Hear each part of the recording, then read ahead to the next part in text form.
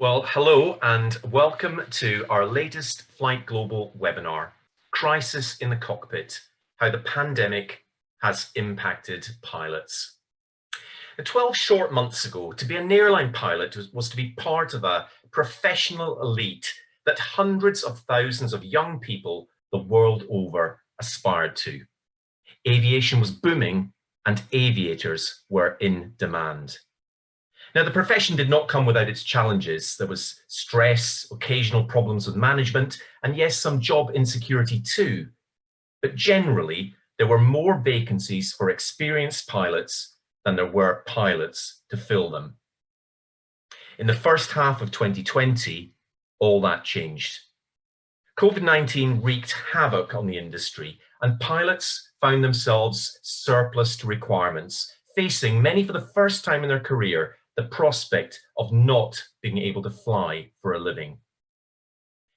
As we enter 2021, despite the encouraging news about the vaccine, the situation for the world's airlines and pilots remains highly uncertain. Now, it's easy to talk in terms of big numbers when it comes to pilots that have been hit by this crisis, but every one of these individuals has their own story to tell of shattered dreams, financial worries, disappointment and dismay, and occasionally optimism in the midst of the gloom. Now, towards the end of last year, our partners GOOSE Recruitment surveyed more than 2,600 of them to provide an exclusive snapshot into the way pilots have been affected, how they're thinking, and what they plan to do now. It's a follow-on from a survey we carried out 12 months earlier, a time that could hardly be more different in terms of the environment that pilots find themselves in now.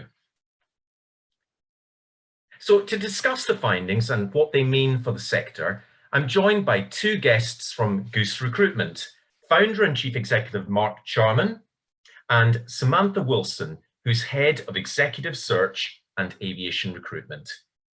But just before we hear from them, a reminder that this is a live webinar and we welcome your questions. So please use the Q&A icon on your Zoom dashboard at the bottom, and we'll get through as many of these as we can within the next 58 minutes or so. So Samantha, if I can start with you, we all know that this pandemic has had a dramatic effect on pilot employee numbers. What exactly does the survey show us?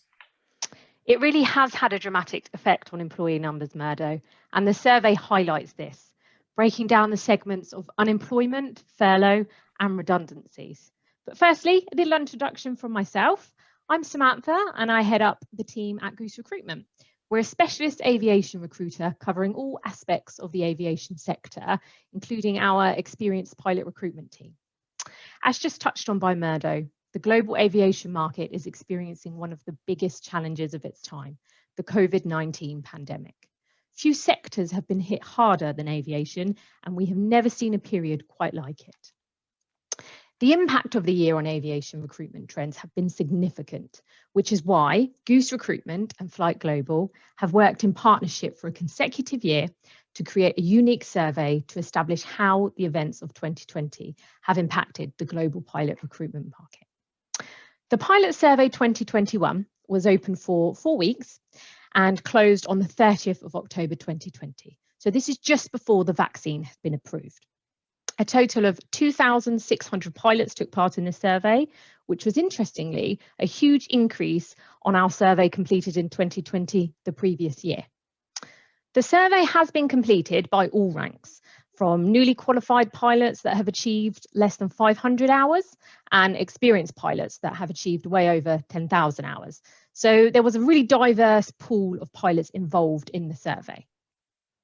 Our report aims to highlight and establish trends which contain sections covering employment rates, pay, job seeking and retention, very importantly, mental health, and of course, the future of aviation and pilots themselves. The data collected in this survey represents a huge cross-section of the marketplace. Pilots from across the globe participated in the survey from every region. While some findings were expected, such as 84% of pilots that are currently unemployed answered that this is due to the pandemic, There were also some very surprising and interesting stats from the survey that we'll be discussing in a bit more detail today. On that note, I'd just like to say a huge thank you to everyone listening today that participated in our survey. Thank you. Throughout the survey, crucial questions were asked, such as which pilots are still employed and flying? Who is unemployed? Are unemployed pilots in a recruitment process currently? And do pilots feel valued? Of course, some elements of the survey were disheartening for myself and the team to read through comments, but we felt it was important and a very important platform for pilots to be heard and express those feelings. Personally, speaking to pilots themselves on a day basis, they've been in a career for 20 years with a particular airline and they generally enjoy getting up and going to work. They have now lost their jobs. It's been very difficult. However, after quite the year for the aviation industry and pilots in particular, I'm pleased to personally now be experiencing more positive engagement with our aviation partners and airlines. For the past year, as you can appreciate, speaking with airlines and clients, there's been some pretty bleak conversations, unable to comment on the future and certainly not the pilot projection plans. However, with agreed vaccines and airport safety measures being rolled out globally, airlines are now beginning marketing campaigns for the summer and winter, showing shoots of recovery. I'm certainly feeling we're turning a corner in the last few weeks in the conversations that are taking place and I'm having. The speed of recovery of aviation will, of course, be important. However, again, I'm experiencing opinions that the recovery will be more rapid than expected. 2020 has been a year of survival for aviation, and 2021 will be, I'm sure, the year of the initial recovery. Well, thank you, Samantha, on that optimistic note, at least to end with. Mark, this study really gives us some remarkable insights into the way pilots are responding to this catastrophe. And you're going to talk now, I think, about some of the aspects of the survey that most surprised you. Yes, thank you, Murdo, and thank you, Sam, for your excellent introduction. I'm going to share my screen with you now, so hopefully we're going to get a presentation up here. So we should have a presentation. Is that showing now? Yep, very good. So first of all, welcome everyone, good afternoon, and thank you for attending our webinar. I'm Mark Charman. I'm the CEO of the Farstream and the GOOSE Group, so GOOSE Recruitment, Aviation and Pilot Recruitment. I'm not a pilot, I think that's the first thing to say. I know enough about flying to be dangerous, and the last time I flew an aeroplane was a chipmunk years and years ago in the air training course, so I'm definitely not a pilot. However, I have worked in recruitment for the last 30 years, and I've been through quite a few big downturns. None quite like this, but seen a few of these before, and hopefully I'll bring some of my experience to bear on today's presentation. Please, please, please ask Sam and I questions as we go through today. Now's your opportunity. I think we had some 650 people sign up for the webinar, so hopefully there'll be some really good questions, and we'll do our best, as Murdo said, to get through those today.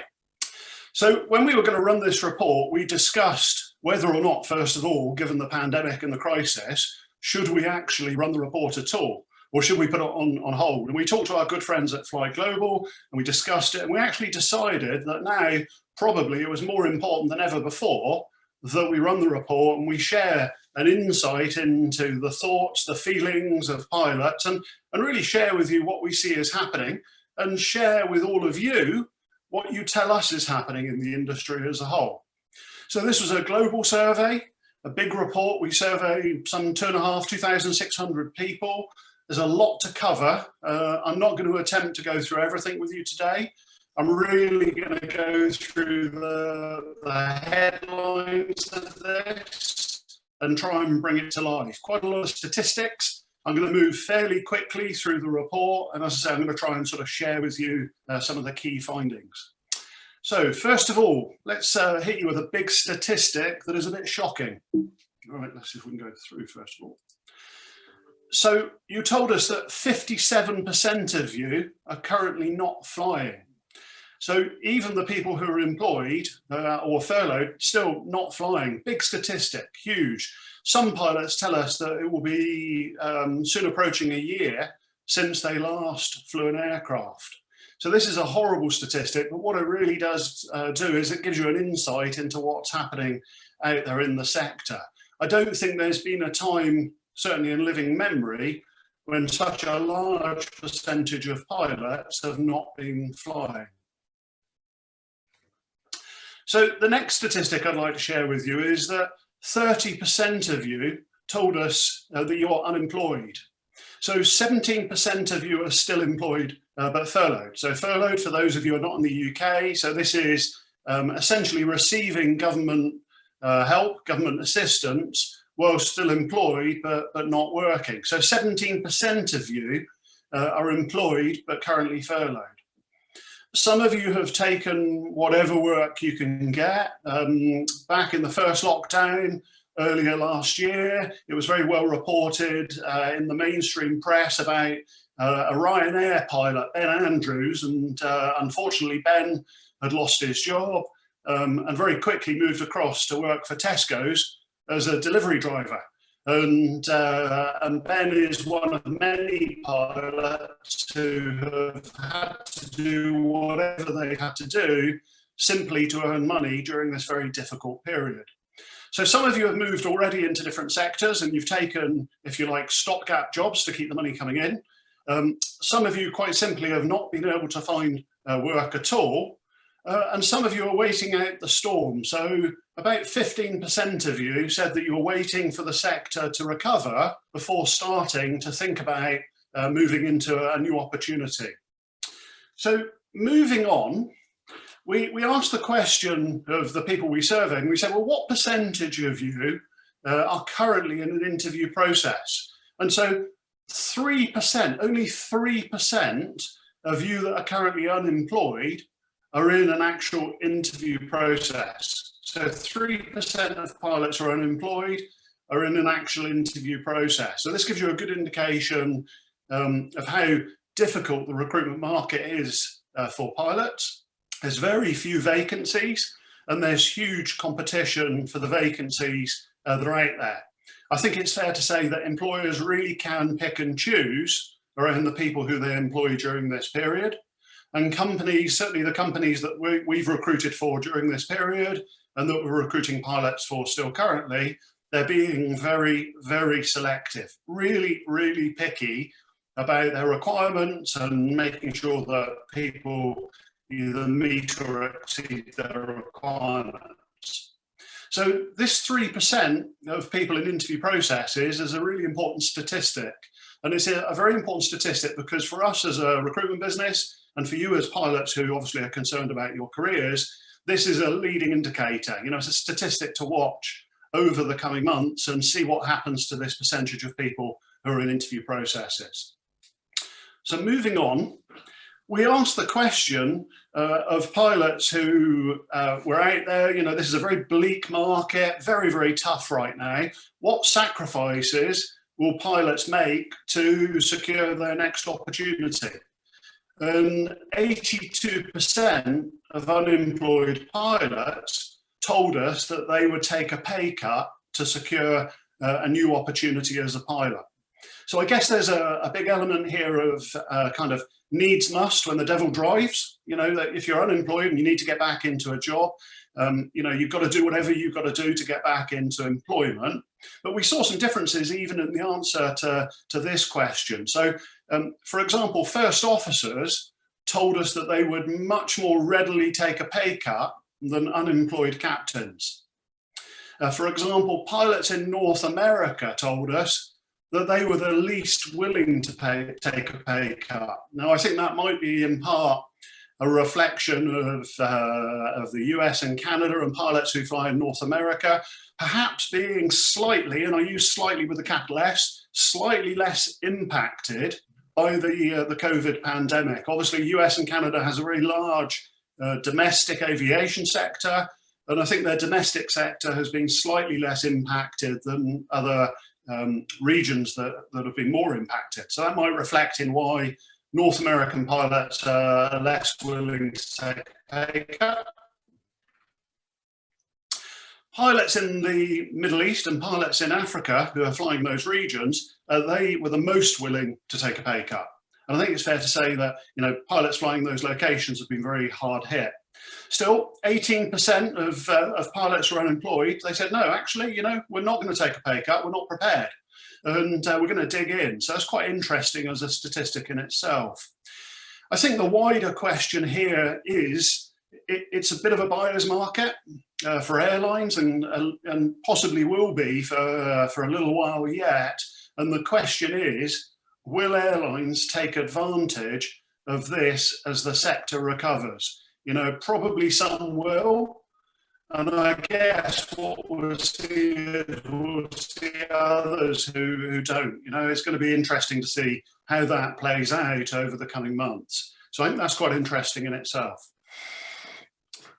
So we went on to ask those pilots who are still employed. We asked you and said, well, you know, you're still employed. How concerned are you about job security? And so 82% of you told us that you are concerned about your job security. So understandably, pilots who are on furlough are especially worried. So 95% of the pilots who answered this, who were on furlough, they were especially worried. And this is understandable, worried mostly if they'll have a job to go back to as furlough comes to an end, or they have an opportunity to return to. But, you know, when we surveyed you pre-COVID, more than half of you at that point, we surveyed you back at the end of 2019, and with FlightGlobal, we produced a report about 12 months ago.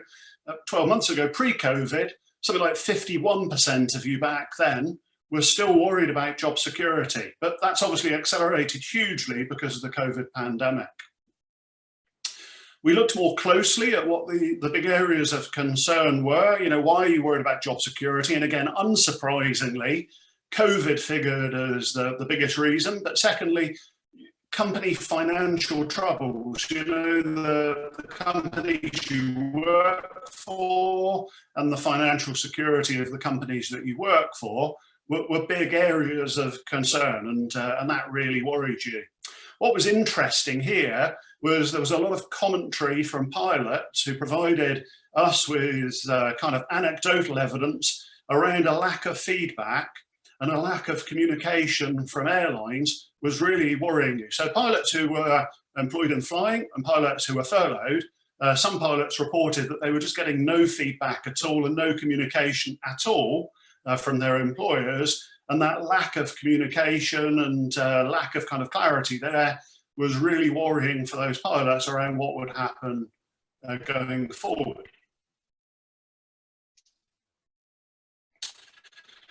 So we went on to ask the pilots who are still employed how valued you felt by your employer. And nearly 50% of you told us that you feel less valued than normal. So COVID has obviously been brutal for pilots, but it's also been brutal for airlines as well. Airlines have had to take drastic measures during this period. And of course, you know, we've read about the redundancies. You guys out there have experienced the redundancies. And these airlines have had to make some really tough calls just to survive this period. But I think it's fair to say what we hear is some airlines have handled these redundancies and these layoffs better than others. And I think it's fair to say that where airlines have put pilots on furlough, some of those airlines have handled that really well and have given clear, regular communication and kept their pilots informed and updated, even though they're on furlough, about what's happening. But we also hear that some airlines have done quite a bad job of that, and some have had no communication at all. So whilst everyone is kind of making this up as we go, in the eyes of pilots, I think it's fair to say there will be winners and losers. And I think this reflects in how pilots feel and how you feel about the airlines and the employers that you work for. And I think it will be interesting because as we come out the other side of this, we will see disengaged pilots, I think, vote with their feet. And I think pilots will remember how they've been treated and how they've been looked after or not during this period. And I think that will reflect in how pilots feel and what pilots do as we come out the other side of this. So we went on to ask pilots about their careers and really how they felt about their careers. And one of the questions that we asked was, if you would choose a pilot career again, so if you had your time again, would you choose to be a pilot if you had the chance? So an interesting question. And bearing in mind the aviation world which we currently live in, and how badly impacted aviation has been impacted by COVID, the answer was a big surprise. 64% of pilots, 64% of you said, yes, if I had my time again, actually I would be a pilot. I would follow this career path again. But interestingly, for pilots who are flying in Europe, 40% of you said, no, actually I wouldn't choose to be a pilot again. And if I had my time again, I wouldn't have done it. And so we looked a little bit more closely at what were the reasons behind this, what were the common themes. And so the sort of themes that the survey and the report pick up on, and what you told us was, it was things like stress and the level of stress that you experience as a pilot. There was a lot of commentary about reward and about how over the years pilots feel that reward has reduced for the level of responsibility that they have as pilots. There was, of course, a lot of feedback about job security. Work-life balance was an important factor, and the impact of being a pilot and that career path has on family life. So these were all common threads for why pilots said to us, actually, no, I wouldn't repeat this career choice. So I guess, interestingly, either you pilots are kind of, what I would say is gluttons for punishment, or you must really love flying. And I think it's probably the latter, thus the slide. I think you pilots absolutely really love flying, and that's why you would repeat this as a career choice. So we went on to ask you about your stress levels. And we asked you how you would rate your stress levels on a normal day. And we asked this same question in last year's report as well, in the survey and the report. And we asked pilots to rate their level of stress on a scale of 1 to 5. 1 being not very stressed, and 5 being very stressed, bearing in mind this is on a normal day. And overall, you told us that your stress level was 3. So this is a half-point increase from last year, which is quite significant on a scale of 1 to 5. A half-point increase from 2.5 to 3 is actually quite a big increase in the level of stress. So we look more closely at the statistics behind this. So interestingly, pilots who are flying in China and pilots who are flying in the Middle East, you told us that you were the most stressed. So some 45% of pilots in China and 32% of pilots flying in the Middle East reported stress levels of 4 or 5. Bearing in mind the maximum here is 5. So pilots flying in China and pilots flying in the Middle East, you're telling us that you're really stressed out, which is really worrying. At the other end of the scale, it seems like pilots flying in North America, you're pretty chilled out. So you're the least stressed. Pilots flying in North America, 59% of you rated your stress levels as only a 1 or a 2. So it seems like North America and pilots operating and flying in North America, much less stress levels. So we asked pilots what it was that was making them stressed, and you told us that 47% of you told us that it was job security. And so obviously COVID, the pandemic, this whole job security piece is a huge contributor to the stress that pilots experience, with 47% saying job security was a contributor for stress. 25% of you said it was COVID. And this was, reading the commentary, this was about catching COVID, this was about passing COVID to your families, this was about going in and out of airports all around the world, but particularly it was pilots in Europe and flying in Europe who were the most stressed by COVID. 10% of you said that management was a contributor to your stress levels. And when we looked more closely at the kind of age demographics in the profile itself, it was pilots who were aged between 35 and 44 years old who were the most stressed. So some really interesting questions around stress. Now we know that being a pilot is a stressful job already. We know being a pilot is a high consequence job, if you like. There's a lot of responsibility rests on your shoulders. But these statistics, these numbers that have come from the survey, I think are particularly worrying.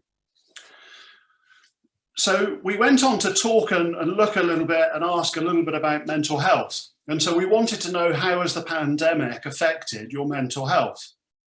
So you've already told us that you're stressed, and clearly being stressed is going to have a big impact on your mental health. We know that being a pilot is stressful, but 40% of you said to us that your mental health has been affected by the pandemic. And there was an absolute raft of commentary from pilots who provided additional feedback in the report, in the survey, and then it's gone into the report, about mental health and how they feel that they've been impacted by the pandemic. I think the impact here on pilots has been huge. Interestingly, when we looked again at the data, it was younger pilots who are most stressed. So I'm not sure if this is kind of generational, in so much as that younger pilots perhaps are more prepared to talk about mental health and talk about their stress levels.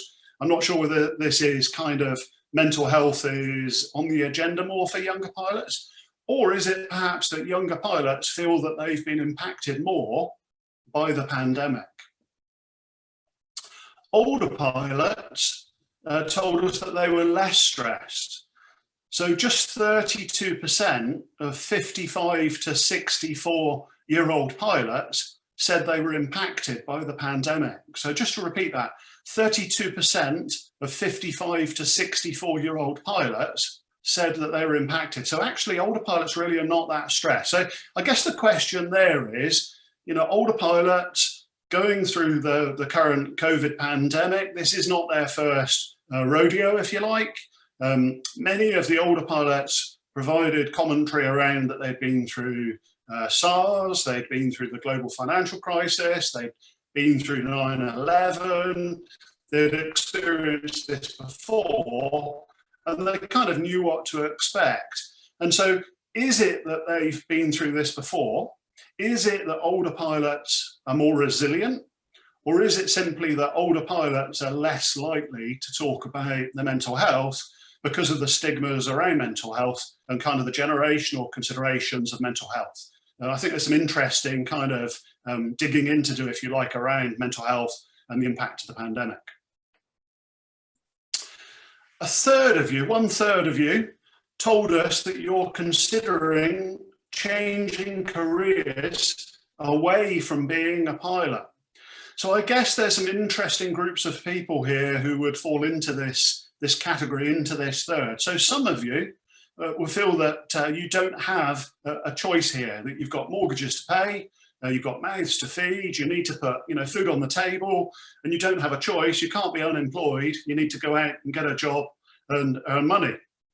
And so some of you will feel that you have to move away and change career from being a pilot. Some of you will choose to, and some of you will say, okay, well, actually, you know, I don't think this is going to get better for a little while, and I'm going to choose to move away from being a pilot and change careers.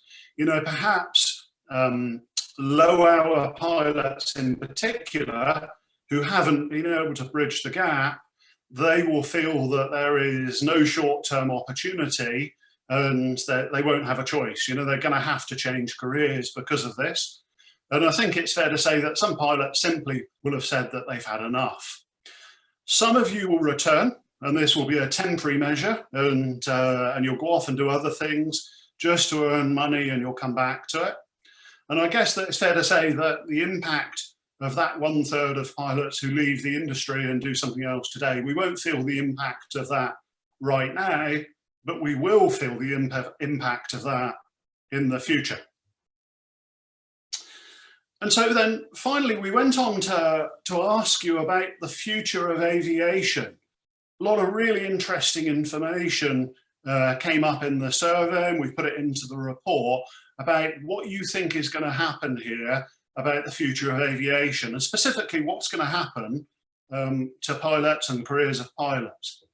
So 72% of you told us that you thought the sector will make a full recovery in 1 to 3 years. So 72% of you feel quite optimistic that in the next 1 to 3 years that the sector's going to come back and it's going to be okay. Interestingly, 43% of you think that actually there will be a shortage of experienced pilots within 5 years. So really interesting to capture those two big headline statistics around what you think is going to happen going forward. I'd like to just finish up by sharing kind of my view, if you like, or our view of what we think is going to happen. You know, we're heavily invested in the aviation sector. We're here for the long term, running an aviation recruitment business and running a business that has a big emphasis on recruiting pilots. You know, I've kind of got a big bet on here as well. And so I'd like to share with you kind of what I think will happen. So I think the first thing is the sector is quickly, in my opinion, going to go full circle, and we'll be back, as that 43% of you said, and that there will be not enough pilots. We're going to go from too many pilots, full circle, to not enough pilots. Many of you will have read the 2020 Boeing report that talks about 763,000 new pilots needed in the next 20 years. A massive number of pilots. People will continue to fly. People are going to want to go on holiday again. Travel will return. And I think it's fair to say that that will reflect in the demand for pilots. So I think the lasting impact of this pandemic, unfortunately, will be those pilots at the beginning of their careers and those pilots at the end of their careers. So many low-hour pilots will never bridge the gap, and they will leave aviation and we'll never see them again. We've got a lot of pilots and a lot of aviation professionals who are very close to retirement. Many will choose to retire early and decide that they're going to hang up their boots. I've had a good career. I've been through a few storms. This is the final storm. I haven't got left to work. I'm going to retire and leave early. We've already identified that right now, approximately 1/3 of pilots are thinking about or are changing careers. Some of those pilots will return, but many never will return to aviation. Aviation right now has a bit of an image problem, and I think it's fair to say that there will be, I think, a shortage going forward of ab initio cadets. You know, we heard Belper recently telling pilots to postpone training, and Bank of Mum and Dad, I think, are probably not going to be quite so keen to pay for their sons and daughters to be self-funded pilots in the current world. And I think that will contribute with all of this to there being a future shortage of pilots at all levels. I think that supply and demand will ultimately reflect in future pilot wages. I think we've got a tough period still ahead of us. I think that we might see a dip in wages for pilots in the short term, but I think actually in the medium term, it will be okay. And I think we'll see it start to go back up. And I think we'll see that supply and demand start to balance out, and we'll be back to having a shortage of pilots. I think, as Sam touched on in the introduction, the good news is that we're already starting to have meaningful conversations at Goose with airlines who are talking about and planning to restart their pilot recruitment this year, which is fantastic news. Fantastic news for you pilots and fantastic news for someone who runs a recruitment business. And so I think this is pretty good. What I've learned about you pilots in the time that we've worked in this space is you're a resilient bunch. My advice to you is to hang in there, and it will get better. Mark, thank you so much for that. That's fascinating stuff. We're going to take some questions now from that resilient bunch. Some of these, I think you've touched on briefly, Mark and Sam, and I just wanted to maybe just give you the opportunity to expand on some of the stuff you've talked about when you answer some of these questions. We've had over 35 questions in so far, so in the next 20 minutes or so, we're going to try and cover as many as possible. So maybe keep the answers reasonably brief so we can get through as many questions as possible. I'm going to come back to you, Samantha, first of all. You talked at the end of your presentation about the survey was obviously done at the tail end of last year. This is a never-changing, ever-evolving situation. Absolutely. Anecdotally, you were talking about some green shoots, some evidence you've seen. I've got a question here from a member of the audience who's just asking if you could perhaps just elaborate on that a little bit. Mark, you touched on it as well. Just what some of these green shoots are. Pilots are very, very keen to see these green shoots and see where these jobs are coming from. Are we talking about this quarter, towards the end of this year? When do you think these jobs are going to start reappearing? I would say heavily from summer onwards, from the conversations that I'm having, but recently we're speaking with an airline, of course this is globally, that they'll be starting their campaign from March. So it's across the board. I'm not saying it's tomorrow, I'm not saying it's this week, but certainly, as mentioned previously, there was literally, it was almost like a pause, as we all did. We didn't know how to react, what to do. Whereas now we've got a bit more of a focus. We have some sort of reactions to what's happening. We have the vaccine. Therefore, they can strategically plan the ongoing mission. So when I spoke to an airline recently, a large airline, they said they're really pleased with the summer bookings, as you can appreciate. They've exceeded what they had before. I've spoke to this airline previously, and it wasn't looking great. So that's what I mean in the conversations I'm having. It's completely different, and they're starting to put pen to paper in a sense and plan where they're hiring. And I just want to add on there, Murdo, a lot of airlines that I have spoken with, sort of, I think a first point of call would be welcoming back the pilots that have been furloughed, that have been laid off. So I think that's their first point of call across the board. They'd be going back out to their group and then out to everybody else. Excellent. Well, thanks for that, Samantha. Mark, you touched on at the end there that perhaps the two groups or demographics that are probably going to be most affected long term in this crisis, the guys starting their careers and perhaps the ones coming to the end. And I'm going to sort of merge two questions here from someone from both these demographics, and just to see what your advice is. So we've got one question about someone who's, I presume it's someone who's going to be starting pilot training. Maybe they know someone or going to be funding someone who's going to be starting pilot training. Is it now a good idea to start pilot training, or should they hold off until the recovery comes? And I'm just going to combine that with the other end, if you like. This is a pilot in his or her 50s with more than 17,000 hours. Are they going to get a job again, or is it best for them to think about, as you said, calling it a day? Yeah, excellent. Both good questions, and thank you for the questions. So Murdo, I think the pilot who's starting out, I think that's an interesting question, because if you think that it takes between 2 and 5 years to go from someone who has no flying experience at all to being someone who's ready really to join the industry and has done all 14 modules, and they've gone all the way through the process and they're ready to start work. So if we look forward 2 to 5 years, then a lot of the forecasts suggest, and our belief is, that actually the aviation sector will be in pretty good shape. And so if you look ahead and you're prepared to take that investment, yes, there's a risk associated with it, but there was a risk associated with becoming a pilot before. If it's something you're passionate about and you really want to do, and you're planning that in 2 to 5 years, and it's more likely to be closer to the 5 than the 2, that you're going to be joining the aviation sector, I think actually your timing could be quite good.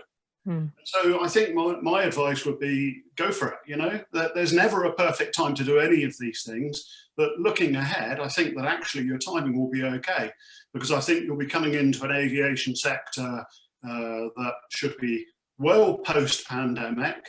and actually in a sector that we're starting to see a shortage of, and this is the key word, the shortage of experienced pilots. And of course, today, whether we went the clock back pre-COVID, it was a shortage of experienced pilots that the industry faced, and it wasn't a shortage of low-hour or entry-level pilots. So my advice: press on, go for it, and I think your timing could be okay.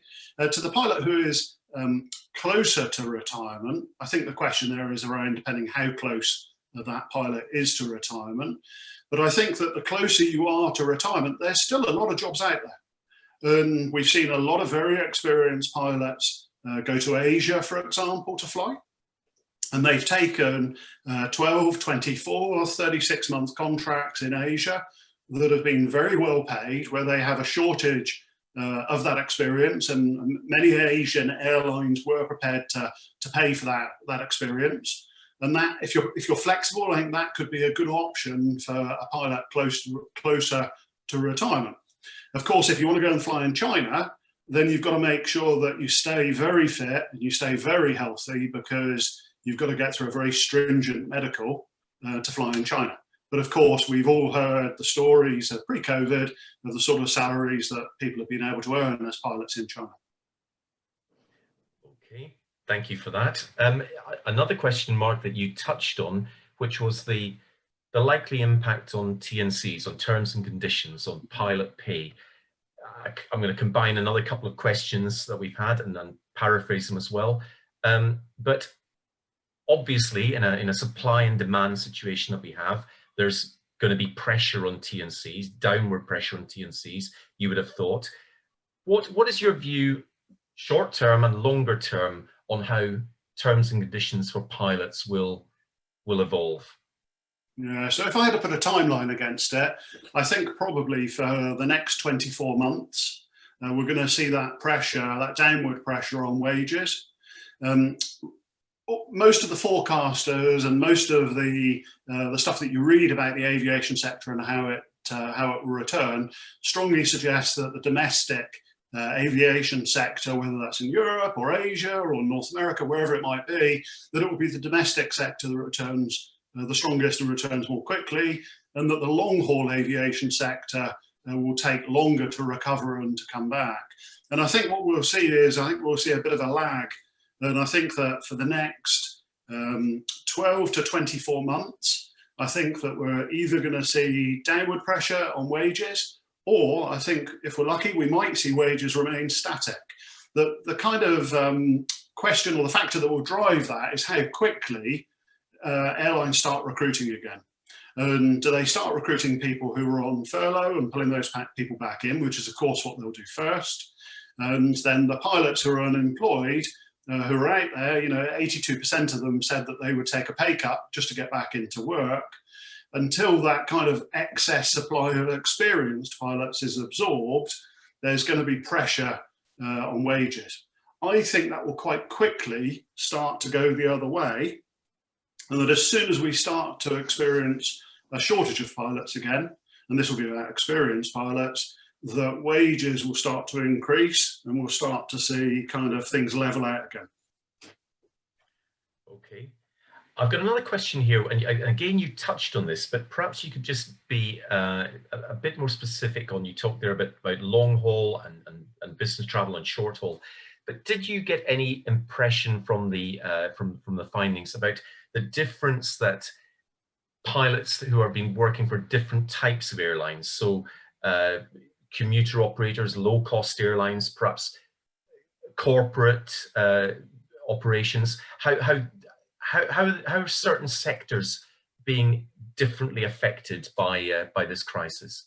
Yeah, good question. So based on our own experience and what we've seen in recruiting pilots during this period, and also recruiting other aviation professionals as well, because recruiting other aviation professionals, whether that's engineering or whether it's operations and kind of other stuff that's non-flying, is a good indication of how companies in the aviation sector feel about their own confidence, their own market going forward. And so the two areas that we've seen hold up quite well during this period has been cargo airlines. And the cargo airline piece has been widely reported as a pretty robust sector. during this period, and we've seen some big operators in the cargo space who've actually gone out and hired pilots during this period. And we've had clients who've used this as an opportunity to run campaigns and to recruit, for example, 747 pilots who've come out of the airlines who have mothballed the 747, who've moved across to the cargo sector and have done very well. And so the cargo space has held up and been pretty resilient. The business jet space has also held up surprisingly well during this period. And whilst the business jet operators are again very specific about their requirements, they're very specific about what they want and what they don't want for the people that they employ, it's been quite robust. And then, of course, general aviation, instructors, that whole piece there, it's been okay, not brilliant, but not as impacted perhaps as the mainstream airline piece itself. Okay, got lots of questions coming in, so I'm going to try and get through them as much as possible. This is one, maybe Sam, you'd like to come in on this one. Do you see a role as the industry recovers? Will it be more of a role for agency pilots, for freelance pilots? Is that a route that maybe some pilots could look to get back into the market as the industry begins to recover? Potentially, yes. And if anything, I would say in the interim period, so in the closer period that's coming up, where airlines may not want to commit to permanent members of staff because we're all a little bit shaky from what happened. So there's certainly a space there for contracts, fixed term contracts, which may help both the pilot, because, for example, we have pilots contracting at the moment, maybe in roles which isn't their fundamental role where they want to be, but it's filling the gap. So I think sort of for the near period, I believe that will be certainly a market and a sector for that, for both airline and the pilots. I think what I'd add there, Sam, is that it's really about the strength of the recovery. And I think that the key reason why airlines and employers in the aviation sector will look to using pilots on a contract or temporary basis really is about confidence. And I think it's going to be about the speed and the robustness of the recovery and how airlines feel about that recovery that will determine that, because many of them, as you quite rightly point out, they've been really battered and bruised during this period, and they're going to want flexibility coming out the other side, and they will perceive that that flexibility may come from having a kind of more flexible workforce, and having pilots on contract could be an important part of that. And I think, Murdo, over the next 12-month period, that will start shape up and we'll start to see what really happens there. Okay, we've had a few questions come in on this theme, so again I'm going to try and paraphrase and combine a few together, but we've seen lots of coverage about the challenges with parking aircraft for a long time and bringing them back into service. The same thing applies to pilots who've been perhaps haven't been sat in the cockpit for let alone a simulator for maybe 12 months, maybe longer by the time this is over. What are some of the issues around these pilots coming back to work, both in terms of just the actual rules and regulations about becoming current again, but also perhaps, you know, psychologically, their confidence, getting back on the bike, getting back in the saddle, whatever the expression is. It's a long time not to be doing your job and coming back. What are some of the issues around that? And perhaps what would your advice be as well? I have a little bit of advice on the sort of going back into work, in a sense, more the psychological side, Murdo. Ourselves here, we would be here to support you and help you throughout that process, especially individuals who've been in their role for many years and sort of this is the first time they've been without a job. So the process may be all new to them again. So we'll be here to support them and hold your hand, in a sense, throughout that process. As we all know, it's not a one-stop shop interview for a pilot role. There's assessment process, and also you want to understand the airline that you're going to work for, the setup. We will tell you about the location if you're looking to sort of relocate for the position. So as far as concerned as sort of your partner, your agency, we would really support you in that process and hopefully make you feel confident on your journey to get you back into work and do what you love doing. I don't know if you want to add to that, Mark? Well, I think that you make a good point. Many of these pilots who've lost their jobs Many of them have been employed for very long periods by their previous airline. You know, we had a pilot who was saying to us that they'd been with their airline for 20 years and now they'd lost their job. And last time he went to an interview was 20 years ago. And so, you know, some of these pilots, understandably, they're feeling pretty battered themselves and lacking in confidence. You know, I haven't been through an interview process for a long time. Now many of the interview processes are on video like this today. Well, that takes some getting used to in its first place. And the whole process, you know, is quite, I think it's quite scary for someone who hasn't been through it, either in the current format, because 20 years ago it was very different to what it is today, or for someone who simply hasn't worked for a long period of time. It's tough. But I think, as Sam said, it's in our interest to help you to be the best version of yourself. We want to help you get the job. It's in our interest to have successful pilots who get jobs. And metaphorically and physically, if needed, we'll hold your hand through the process. You know, that's what we're here for. Well, that's good. That's good to know, I'm sure, for a lot of pilots. I've got a question here. It's more of as much of an observation as a question, but it goes back to the bit in the survey about stress and mental health, and the fact that older pilots perhaps seem to be less affected than younger pilots. And this member of the audience is asking, well, you know, is that just because when pilots are a bit older, they've been in the job longer, they're closer to retirement, they're perhaps a lot more financially secure than younger pilots who are embarking on this career, not as well rewarded, and have got a long career ahead of them and a lot of uncertainty ahead of them? Is it perhaps a factor? Is that a factor, or is it more about a generational attitude? So I think this is pretty much multifaceted, and I think you'll see across this quite a broad spectrum of reasons why pilots are going to feel this way. Some pilots who are older and more experienced, they tell us anecdotally, and we hear through their commentary in the survey and the report, that they say, well, look, I've been through SARS, I've been through 9/11, I've been through the global financial crisis, and okay, so COVID is a bit different to all of those, and is probably worse than all of those put together. But the reality is I've been through all of those before, and I know what to expect. I know that we're going to have a tough period.